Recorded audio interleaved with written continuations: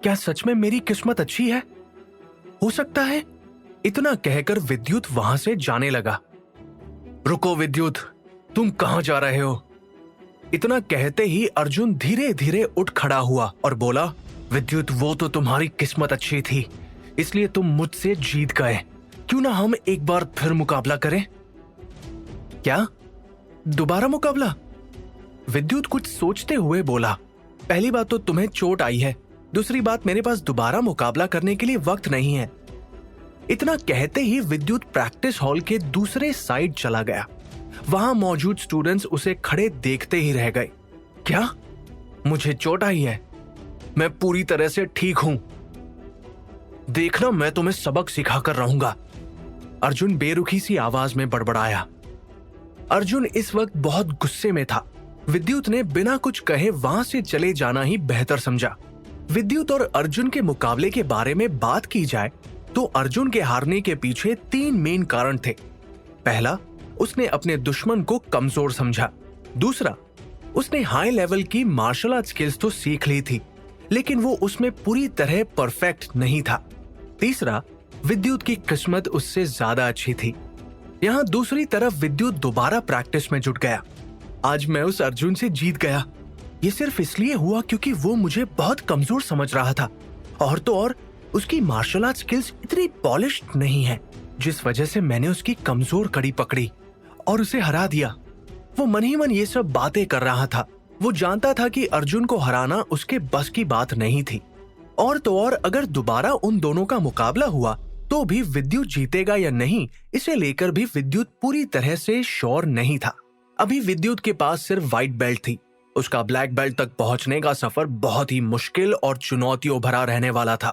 उसे black belt तक पहुंचने के लिए बहुत मेहनत करनी थी, लेकिन अभी उसका मेन मकसद सिर्फ येलो बेल्ट हासिल करना था। वो ये भी अच्छी तरह जानता था कि अभी वो बहुत दुबला पतला सा दिखता है, इसलिए उसको थोड़ा ताकतवर होना पड़ेगा और अपनी बॉडी पर भी बहुत काम करना पड़ेगा। ये सब सोचते हुए उसने एक गहरी सांस ली और फ्लेमिंग मेटल फिस्ट दोबारा से प्रैक्टिस करने लगा। अब वो पहले से ज्यादा बेहतर परफॉर्मेंस दे पा रहा था। जब उसने प्रैक्टिस खत्म की तो वो बहुत खुश था। फ्लेमिंग मेटल फिस्ट में उसे टोटल 32 मूव्स करने थे और उसने एक ही सांस में ये 32 के 32 मूव्स कर दिखाए थे। पहले से उसकी स्पीड भी बहुत बढ़ चुकी थी। अब उसके शरीर से पसीना बहने लगा था। उसे ऐसा लगने लगा था कि उसके शरीर में खून भी तेजी से दौड़ रहा है। वहीं उसकी आंखों की चमक और बढ़ चुकी थी। उसने अपनी आंखें बंद की और बीते दिन उसके साथ जो कुछ भी हुआ उसे याद करने लगा। क्या ये सब उस तेज रोशनी की वजह से हुआ है? क्या ये सब इसलिए हो रहा है क्योंकि वो रोशनी मेरी आंखों में पड़ी थी और मेरी आंखें चौंधिया गई थी? क्या वो सब कोई जादू था? क्या मैं ऐसे ही अपनी किस्मत बदल लूंगा? पहले तो मैंने अर्जुन को एक ही मूव में हरा दिया। दूसरा, अब मैं पहले से ज्यादा ताकतवर महसूस कर रहा हूँ। मैंने एक ही सांस में 32 मूव्स पूरे कर लिए। विद्युत ये सब कहते हुए बहुत खुश था। अब शायद मैं अपनी किस्मत पलट सकता हूँ। इसी तरह उसने दोबारा प्रैक्टिस की, पर जब उसने तीसरी बार प्रैक्टिस की, उसकी स्पीड पहले से दुगनी हो चुकी थी। वो खुद हैरान था कि आखिर उसके साथ ये सब कैसे हो रहा है। वो महसूस कर रहा था कि उसके शरीर का एक एक अंग पहले से ज्यादा मजबूत होने लगा है। उसके शरीर में खून का बहाव भी पहले से बेहतर हो चुका है। अगर मेरी स्पीड ऐसे ही रही तो कुछ दिन और मैं येलो बेल्ट आसानी से हासिल कर लूंगा। विद्युत ने महसूस किया कि उसकी परफॉर्मेंस पहले से बहुत बेहतर हो चुकी है। वो ऐसे ही रात तक प्रैक्टिस करता रहा। अब वो पूरा पसीना पसीना हो चुका था। उसने अपना पसीना पोंछा और वो वापस घर के लिए निकल गया। घर जाते हुए भी वो उस तेज चमकती हुई रोशनी के बारे में ही सोच रहा था, जो कि उसकी आंखों के सामने से अचानक से ओझल हो गई थी। आखिर उस रोशनी में ऐसा क्या था? कहीं ये सब उस रोशनी की वजह से तो नहीं हो रहा? ये सब मेरे समझ से तो बाहर है। ये कहते हुए विद्युत खिड़की से बाहर देखने लगा। बहुत रात हो चुकी थी। तभी उसने देखा कि इतनी रात में भी वो सब कुछ बहुत साफ साफ देख पा रहा है। इतने अंधेरे का भी उसकी आंखों पर कोई असर नहीं हो रहा था। वो खुद से कुछ किलोमीटर दूर पर उड़ रहे पक्षियों को भी देख पा रहा था। विद्युत के लिए ये बहुत ही अच्छी फीलिंग थी। ये सब सोचते सोचते जब उसे कुछ भी समझ नहीं आया तो उसकी आंख लग गई। अगले दिन सुबह जब विद्युत की आंख खुली तो उसने थोड़ी एक्सरसाइज की और वो अपने घर के बाहर बगीचे में ही प्रैक्टिस करने लगा। उसका घर बहुत ही पुराना और टूटा फूटा था। जब मैं बड़ा आदमी बन जाऊंगा तो मैं अपने माँ बाबा को इस घर में नहीं रहने दूंगा। मैं उनके लिए एक बहुत अच्छा और बड़ा घर बनाऊंगा। विद्युत ये सब मन ही मन सोच रहा था। इसके बाद विद्युत एक बार फिर फ्लेमिंग मेटल फिस्ट के 32 मूव्स प्रैक्टिस करने लगा। जब वो अपनी कलाई से हमला करने की कोशिश कर रहा था, उसे खुद अपने हाथ से हवा को चीरने की आवाज सुनाई दे रही थी। उसे ये भी महसूस हो रहा था कि उसके हाथ में पहले से ज्यादा ताकत है। वो कुछ देर तक ऐसे ही प्रैक्टिस करता रहा तो उसे लगा कि कुछ तो गड़बड़ जरूर है। उसे अपना हाथ 200 से 250 किलो से कम का नहीं लग रहा था। वो महसूस कर पा रहा था कि जैसे जैसे वो सांस ले रहा है उसका खून खौलने लगा है। उसके हाथ में जरूरत से ज्यादा ताकत थी, बिल्कुल किसी सुपर हीरो की तरह। वो बहुत ताकत और फोर्स लगाकर हमला कर पा रहा था। ये सब मेरे साथ क्या हो रहा है? उसने दोनों हाथ से पंच मारना चाहा तो अचानक से उसकी आंखों के सामने लाल लाल रोशनी छा गई। उसके कानों में एक तेज आवाज गूंजी। उसने सामने लगे एक बड़े से पेड़ पर पंच मारा था। उस पेड़ की शाखा इतनी मोटी थी कि उससे विद्युत के हाथ के टुकड़े टुकड़े हो सकते थे, लेकिन ऐसा कुछ भी नहीं हुआ। नहीं, ये नहीं हो सकता। कहीं ये सब जादू? ये सब मेरे साथ क्या हो रहा है? अब विद्युत का दिल जोरों से धड़कने लगा था। नहीं, ये नहीं हो सकता। मैं चाहे कितनी भी प्रैक्टिस कर लूं, मैं इतना ताकतवर नहीं बन सकता। विद्युत परेशान होकर बोला। वो इतना परेशान था कि उसके माथे से पसीना बहने लगा था। वो एक बार फिर कोशिश करके देखना चाहता था। इस बार उसने अपना निशाना उस बगीचे की धरती को बनाया। उसने अपने हाथ को इस्तेमाल करते हुए जोर लगाकर जमीन पर मारना चाहा, पर आगे जो हुआ उसने कभी सोचा नहीं था। उसने देखा कि उस जमीन पर लगी घास बहुत तेजी से उड़कर इधर उधर बिखर गई और जमीन में बहुत गहरा गड्ढा हो चुका था। जमीन पर हमला करने के बाद एक जोरदार आवाज उसके कान में गूंजी थी। इसके बाद उसने एक बड़ी सी ईंट पर हमला करने का मन बनाया। विद्युत ने जैसे ही उस ईंट पर अपना हाथ मारा तो उसके हाथ का तो कुछ नहीं बिगड़ा, लेकिन उसने देखा कि वो मजबूत ईंट चकनाचूर होकर पूरी तरह जमीन पर बिखर चुकी थी। विद्युत ये सब देखकर दंग था। मैं इतना ताकतवर कैसे हो सकता हूं? किसी व्हाइट बेल्ट वाले मार्शल आर्ट्स प्लेयर में इतनी शक्ति तो नहीं हो सकती। अगले ही पल विद्युत ने अपनी आंखें बंद की और वो अपने शरीर में से निकलने वाली अजीब सी एनर्जी को महसूस करते हुए बोला, ऐसे तो मैं येलो बेल्ट चुटकियों में हासिल कर लूंगा। इतना कहकर वो मुस्कुराने लगा। उसके चेहरे पर इस वक्त सुकून भरी मुस्कुराहट थी। उसने तो सोचा था कि येलो बेल्ट तक पहुंचने के लिए बहुत मेहनत करनी होगी। वैसे भी उसके पास वक्त बहुत कम था, लेकिन उसके साथ ये सब क्या हो रहा था? रातों रात वो इतना पावरफुल कैसे बन गया था? अब उसके पास इतनी शक्ति थी कि वो येलो बेल्ट का टेस्ट इसी वक्त क्लियर कर सकता था। विद्युत ने अचानक से एक बार फिर आंखें बंद करके ध्यान लगाना शुरू किया, क्योंकि उसे अपनी आंखों से गर्माहट निकलती हुई महसूस हो रही है। उसे लग रहा था कि जैसे उसके अंदर एक अजीब सी एनर्जी हो। उसने अपनी जिंदगी में पहले कभी ऐसा महसूस नहीं किया था। उसे महसूस हो रहा था कि बीतते हुए हर पल के साथ वो और ज्यादा ताकतवर हो जा रहा है और उसके शरीर में दौड़ने वाली एनर्जी बढ़ती ही जा रही है। उसके शरीर में भी बहुत से बदलाव आ रहे थे जो कि वो खुद नहीं समझ पा रहा था। वो इन बदलावों को शब्दों में बयां नहीं कर सकता था। ये सब सोचते हुए विद्युत की खुशी का कोई ठिकाना नहीं था, लेकिन वो कोई भी गलती नहीं करना चाहता था। इसलिए उसने खुद को शांत किया और वो मन ही मन बोला, एक बार मैं ये येलो बेल्ट हासिल कर लूं, फिर मुझे flying tiger martial arts competition में हिस्सा लेने से कोई नहीं रोक सकता।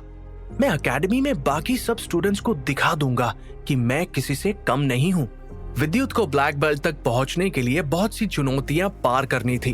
वो जानता था कि एक बेल्ट से दूसरे बेल्ट तक पहुंचने के लिए उसे बहुत मेहनत करनी होगी। जैसे जैसे उसकी बेल्ट्स बढ़ेगी वैसे वैसे उसका खुद से कंपटीशन भी बढ़ता जाएगा। विद्युत ये भी जानता था कि शुरुआत की कुछ बेल्ट्स हासिल करना तो थोड़ा आसान होगा। यहाँ तक कि जिस किसी के पास भी व्हाइट और येलो बेल्ट होती, उन्हें तो लर्नर्स ही माना जाता है। उन्हें लोग ज्यादा सीरियसली नहीं लेते। असल मायने में विद्युत की असली परेशानी तो आगे बढ़ने वाली थी। जब वो आगे की बेल्ट्स के लिए तैयारी करने वाला था, विद्युत जानता था कि जिस दिन वो ब्लैक बेल्ट हासिल कर लेगा तो उसके मुकाबले में कोई नहीं रहेगा। ब्लैक बेल्ट हासिल करने वाले प्लेयर्स तो दुश्मन का वो हाल करते हैं जो किसी ने सोचा भी ना हो।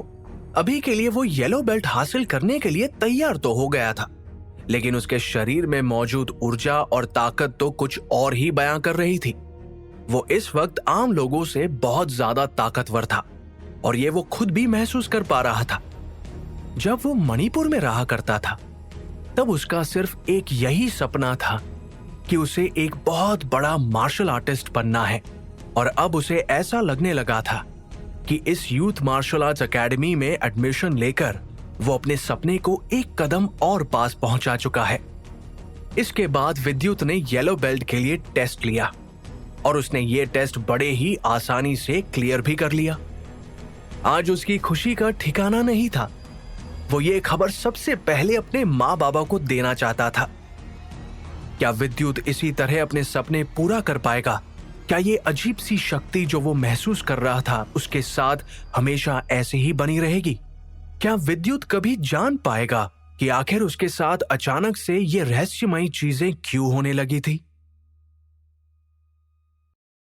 येलो बेल्ट हासिल करने के बाद विद्युत ये खुशखबरी सबसे पहले अपने माँ बाबा को देना चाहता था। वो भागते हुए घर आया और खुश होते हुए बोला, माँ, बाबा देखो, मैं कंपटीशन जीत गया हूं। मैं ये येलो बेल्ट जीत गया। भूषण और ज्योति इस वक्त अपने कमरे में बैठे एक दूसरे से बात कर रहे थे। विद्युत की आवाज सुनकर वो लोग दंग रह गए। जब उन्होंने विद्युत के मुंह से उसकी जीत की खुशखबरी सुनी तो उनके चेहरे पर भी मुस्कुराहट आ गई थी। लेकिन खुश होने के साथ साथ वो दोनों हैरान भी थे। जिस येलो बेल्ट को हासिल करने के लिए विद्युत को 2 महीने की कड़ी मेहनत की जरूरत थी, वो उसने एक ही दिन में जीत ली थी। विद्युत, कहीं तुम मजाक तो नहीं कर रहे? ज्योति ने कहा। नहीं मां, ये देखो मेरी बेल्ट, मैं सच कह रहा हूं। बीते कुछ दिनों से ज्योति और भूषण को विद्युत की फिक्र हो रही थी, लेकिन जब आज विद्युत ने उन्हें ये खुशखबरी सुनाई तो उन्हें यकीन ही नहीं हुआ। विद्युत इतनी छोटी उम्र में बिना किसी की मदद के येलो बेल्ट हासिल करने में कामयाब रहा था। इसकी वजह से सब लोग उसके टैलेंट और हार्डवर्क को मान रहे थे। येलो बेल्ट देखने के बाद भूषण ने कहा, शाबाश बेटा, देखा, मैंने कहा था ना, तुम्हारी मेहनत एक दिन रंग जरूर लाएगी।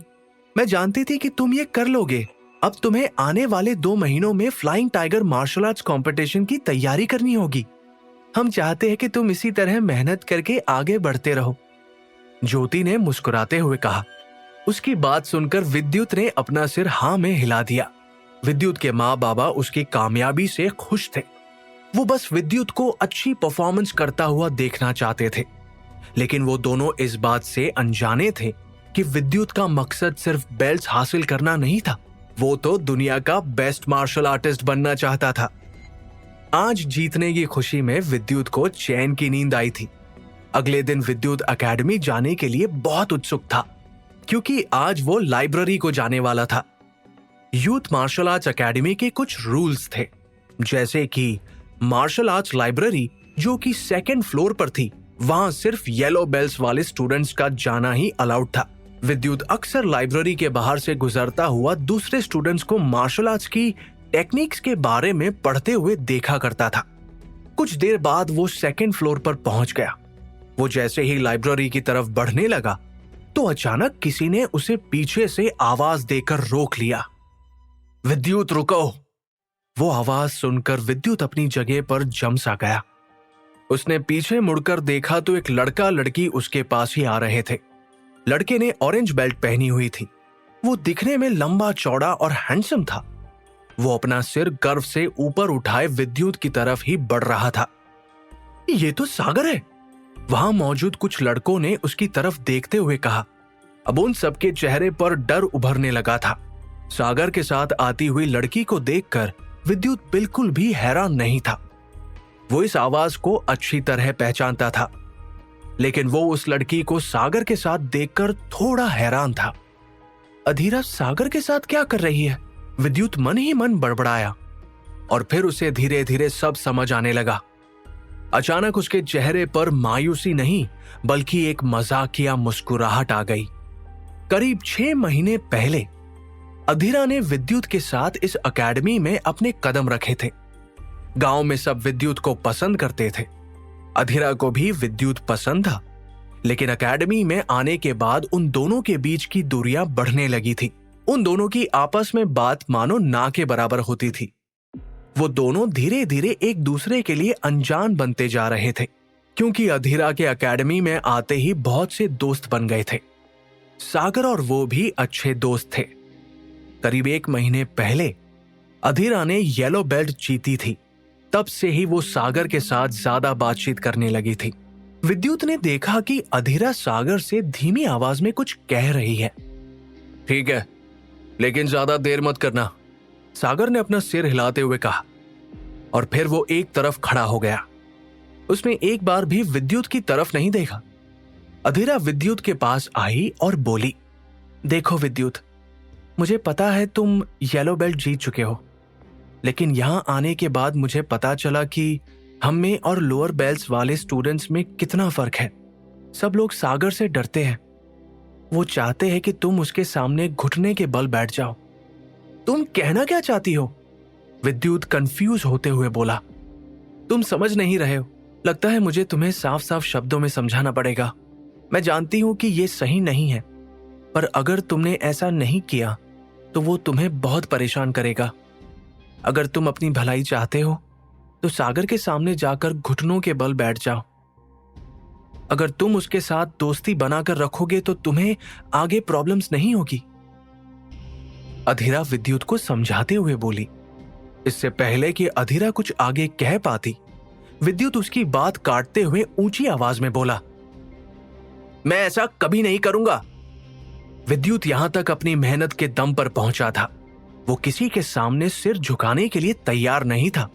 यहां दूसरी तरफ सागर अपने हाथ फोल्ड किए बेपरवाह सा दीवार के पास खड़ा हुआ था। उसके चेहरे पर गुरूर साफ नजर आ रहा था। अधीरा बहुत अच्छी तरह जानती थी कि विद्युत ऐसा नहीं करेगा, लेकिन फिर भी वो उसके साथ कुछ बुरा होते हुए नहीं देख सकती थी, इसलिए वो उसे समझा रही थी। वो दोनों एक साथ जो पले बड़े थे। विद्युत की बात सुनने के बाद वो चुपचाप सागर के पास जाकर खड़ी हो गई और फिर उसके कान में फुसफुसाते हुए कुछ कहने लगी। ये भी नया है, इसे मेरे बारे में पता नहीं है। इसे लगता है कि येलो बेल्ट जीतकर इसने बहुत बड़ा तीर मार लिया है। सागर बेरुखी सी आवाज में बोला। उसकी आवाज इतनी तेज थी कि विद्युत सब कुछ साफ साफ सुन पा रहा था। सागर के मुंह से यह सब सुनकर विद्युत को गुस्सा आने लगा था। वो गुस्से में सागर के पास आकर खड़ा हो गया और बोला, तुम खुद को समझते क्या हो? वैसे तो मैं तुम जैसे लूजर से बात नहीं करना चाहता, लेकिन मैंने सुना है कि तुम्हें तुम्हारे गांव में सब लोग हीरो कहकर बुलाते थे, पर यहां ऐसा नहीं चलने वाला। यहां का हीरो मैं हूं। 2 महीने में flying tiger martial arts competition होगा, जिसमें मैं तुम्हें बुरी तरह हराऊंगा। हारने के लिए तैयार हो जाओ। मैं तुमसे लड़ने के लिए तैयार हूं, विद्युत ने पूरी हिम्मत के साथ कहा और फिर वो वहां से चला गया। उसे भी सागर के साथ बात करने में कोई इंटरेस्ट नहीं था। आखिरकार 2 महीने बाद फ्लाइंग टाइगर कंपटीशन होने वाला था, जिसमें सभी स्टूडेंट्स हिस्सा लेंगे। 2 महीने बाद सबको पता चल जाएगा कि कौन कितने पानी में है। अधीरा विद्युत को वहां से जाते हुए देख रही थी। न जाने क्यों आज पहली बार उसे विद्युत कुछ बदला बदला सा नजर आ रहा था। तभी सागर ने उससे कहा, ये खुद को लेकर कुछ ज्यादा ही कॉन्फिडेंट है, इसे तो सबक सिखाना ही पड़ेगा। एकेडमी में ऑरेंज बेल्ट स्टूडेंट्स की गिनती करीब 60 के आसपास थी। उन सब में सबसे ताकतवर और होनहार सागर था। सब उससे डरते थे। वो अपने अपोनेंट को बेहतरीन स्किल से पल भर में ही धूल चटा देता था। सागर की बात सुनकर अधीरा ने एक गहरी सांस ली। वो समझ चुकी थी कि सागर की बात ना मानकर विद्युत ने अपने पैरों पर खुद कुल्हाड़ी मार ली है। अब सागर और उसके दोस्त उसे परेशान करने का कोई मौका नहीं छोड़ेंगे। अधीरा सागर को बहुत अच्छी तरह से जानती थी। सागर के सामने बहुत से ऑरेंज बेल्ट स्टूडेंट्स भी टिक नहीं पाए थे। सबको सागर से बहुत डर लगता था। कई स्टूडेंट्स को तो सागर ने फाइट के दौरान अपने एक ही मूव से हरा दिया था। यहां दूसरी तरफ विद्युत ने जैसे ही लाइब्रेरी के अंदर कदम रखे तो वहां इतने सारे स्टूडेंट्स को देखकर उसका दिल जोरों से धड़कने लगा। वो लाइब्रेरियन के पास जाकर खड़ा हो गया। उसे देखकर लाइब्रेरियन ने कहा, तुम्हारा नाम क्या है? मेरा नाम विद्युत है। उसकी बात सुन लाइब्रेरियन ने कहा, तो तुम हो विद्युत? अभी तुम सिर्फ 14 साल के हो और तुमने येलो बेल्ट हासिल कर ली है। इसके लिए मैं तुम्हें बधाई देना चाहती हूँ। लेकिन लाइब्रेरी के कुछ रूल्स और रेगुलेशंस हैं जो तुम्हें फॉलो करने होंगे। यहाँ येलो बेल्ट वाले स्टूडेंट्स को अपने लिए किताब सिलेक्ट करने के लिए सिर्फ आधा घंटा मिलता है। येलो बेल्ट से हायर बेल्ट वाले स्टूडेंट्स 1 घंटा लाइब्रेरी में बिता सकते हैं। लाइब्रेरियन की बात सुनकर विद्युत दंग रह गया। यहाँ भी भेदभाव? मैं आधे घंटे में अपने लिए सही किताब कैसे चुनूंगा? विद्युत मन ही मन बड़बड़ाया। तुम्हारे पास सिर्फ आधा घंटा है, जाओ जाकर अपने लिए किताब ढूंढ लो। लाइब्रेरियन ने आगे कहा। उसकी बात सुनकर विद्युत ने हाँ में अपना सिर हिला दिया और मायूस होकर किताबों की तरफ देखने लगा। वहां हजारों किताबें थी। उन्हें देखकर विद्युत मन ही मन बड़बड़ाया। कहां से शुरू करूं? मुझे तो कुछ समझ नहीं आ रहा। मुझे फोकस करना होगा। इतना कहकर विद्युत ने शेल्फ से एक किताब उठा ली और उसे पढ़ने लगा। लाइब्रेरी में मार्शल आर्ट्स टेक्निक्स और मूव्स से रिलेटेड हजारों बुक्स मौजूद थी। स्टूडेंट्स किसी एक किताब को सिलेक्ट करके मार्शल आर्ट की कोई भी एक टेक्निक को अच्छी तरीके से सीख सकते थे। वहां मौजूद कुछ अमीर स्टूडेंट्स ने जब विद्युत को लाइब्रेरी में देखा तो वो उसका मजाक उड़ाने लगे। ये आधे घंटे में क्या कर लेगा? इसे क्या लगा ये येलो बेल्ट जीत जाएगा तो हमारा मुकाबला कर सकता है? एक ऑरेंज बेल्ट पहने स्टूडेंट ने मजाकिया अंदाज में कहा। उसकी बात सुनकर विद्युत उसे पलटकर जवाब देना चाहता था, लेकिन उसके पास इसके लिए वक्त नहीं था। इसलिए विद्युत चुपचाप किताब पढ़ने लगा। तभी अचानक एक बार फिर उसकी आंखें चमकने लगी। विद्युत, जो कि कुछ देर पहले बहुत धीरे धीरे किताब पढ़ रहा था, अचानक उसकी स्पीड बढ़ने लगी थी। उसने देखते ही देखते पहली बार किताब कुछ ही सेकंड्स में पढ़ डाली। ये मैंने कैसे किया? विद्युत हैरान होते हुए मन ही मन बड़बड़ाया। उसे समझ नहीं आ रहा था कि आखिर उसके साथ ये सब क्या हो रहा था। इसके बाद विद्युत ने दूसरी किताब उठाई और उसे भी पलक झपकते ही पढ़ ली। देखते ही देखते उसने 10 मिनट में करीब 10 किताबें पढ़ ली थी और उन बुक्स में लिखी हुई टेक्निक्स उसकी मेमोरी में स्टोर होती जा रही थी। विद्युत ने जैसे ही 11वीं किताब उठाई तो वो खुद से ही बातें करते हुए बोला, मैं इतनी जल्दी जल्दी पढ़ तो रहा हूं, लेकिन क्या मुझे ये सब याद रहेगा? आखिर विद्युत ऐसा कैसे कर पा रहा था? क्या इसके पीछे उस चमकदार रोशनी का हाथ था? क्या विद्युत अपने लिए सही किताब ढूंढ पाएगा या फिर आधा घंटा पूरा होते ही उसे खाली हाथ घर लौटना पड़ेगा?